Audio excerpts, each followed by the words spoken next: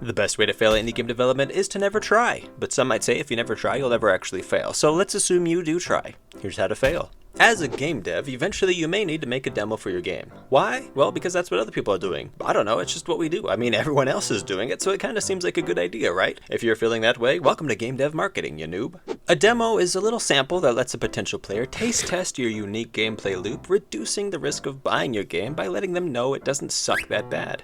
But what's that I hear? You don't have a unique gameplay loop? Your game is only different from all the other games in your chosen genre because of things that have nothing to do with gameplay at all? That's perfect! You should still make a demo because then the players will see how your game is actually more than just a reskinned clone of a more popular game. It's a reskinned clone with a slightly different story. They'll definitely want to spend money after figuring that out. When making your demo, you want to tease the player with what they might have if they get the full game. The best way to do this is to have them download the full game, but have arbitrary blocks in the progress that prompts the player to spend money. This is super fast because all you have to do is code in these simple blocks. It's way easier than custom designing a special mini version of a game, making an experience that accurately portrays the main loop and leaves the player happy by the end, resulting in them craving more instead of angry that they're being restricted.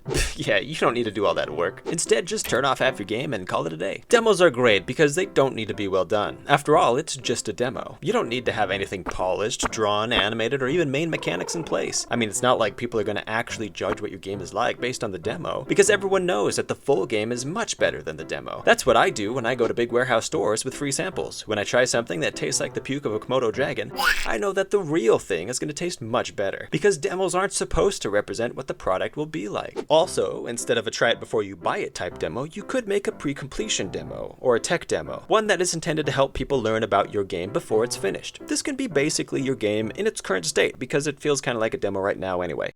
If you do, once you release it, promptly forget about it and continue developing your game. The demo's out there now, and that's good enough. Does the demo need to be updated alongside the development of your game? Pfft, no. What are you trying to do? Make 2 games here? Not happening. Another great strategy to keep players wanting more is to just set a timer. Let the whole game be available to them until that arbitrary timer goes off. Then the game self-destructs off their computer, leaving behind a message saying, "You want to play more? Then give me your money." This will make demo players really happy, and most importantly, you will likely find. And of course, if you follow these instructions exactly, you are bound to succeed at failure. Hey! Thanks for watching. Here's me failing to record the beginning of this episode. Enjoy! The best way to fail at indie game dev. The best way to fail at indie game. The best way. I can't do it now. The best way to. The best way to fail at indie game. The best way to fail at indie game development is to never try, but some might say, if you never try, you'll never actually fail. Oh no.